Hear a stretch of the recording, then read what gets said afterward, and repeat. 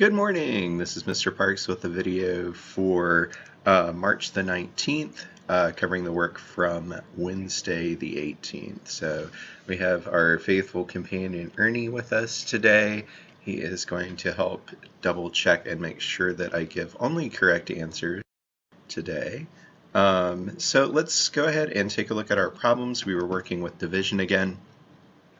So these should be simple review for us. We do have a different thing that we haven't worked with as much for number one. So inside the rectangle we have 6. We need to figure out what numbers we need to multiply together. So we could do 6 divided by 2 to get this one, or I could do 2 times this number to get to here.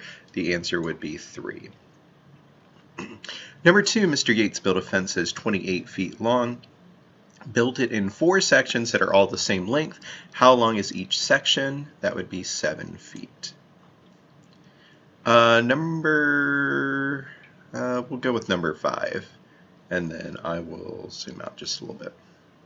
Number 5, Jay placed 40 chairs in the row shown below. Which statement is true? So I have 5 rows of 1, 2, 3, 4, 5, 6, 7, 8.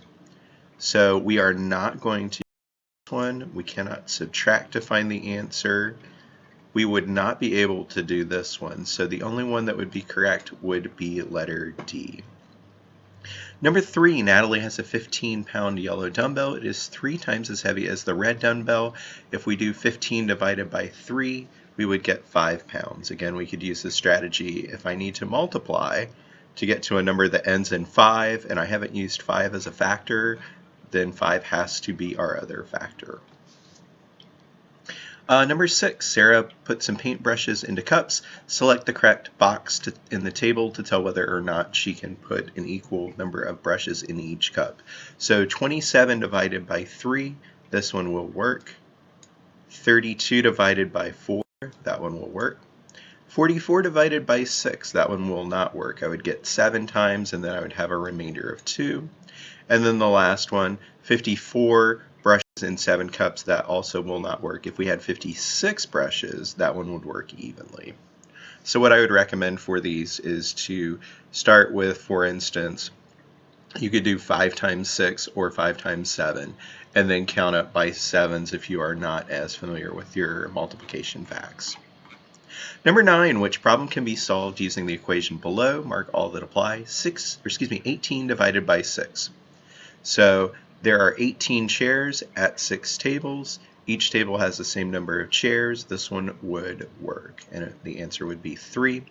Second one, Jonah is 18 years older. Fiona is 6 years younger. We're working with subtraction. That one is not going to work. Letter C, there are 18 children at a party. There are 6 times as many children as adults, so I could do 18 divided by 6 to get the number of adults, and that one would be correct. 18 boxes of pencils. Each box has 6 pencils. How many pencils? We would have to multiply. So it uses the right numbers but wrong operation. Laura spent a total of 18 minutes making 6 bracelets. Each bracelet took the same amount of time. How many minutes did she spend? This one would also work. So A, C, and E for that one. And our last one, I intentionally skipped part B for this one just because it ends up working out easier, because part B has a trick, which I will explain. Number 11, 42 divided by 7 would give us the cat treats. That would be 6. For that one, and then 45 divided by 9, again, if I have a number that ends in a 5 and I can multiply to get there, if I don't have a 5, my answer would have to be 5. So I'm going to write that out to the side. Part B, will each sack have the same number of treats if I take the same number of treats and put them, or different number of treats and put them in the same bag?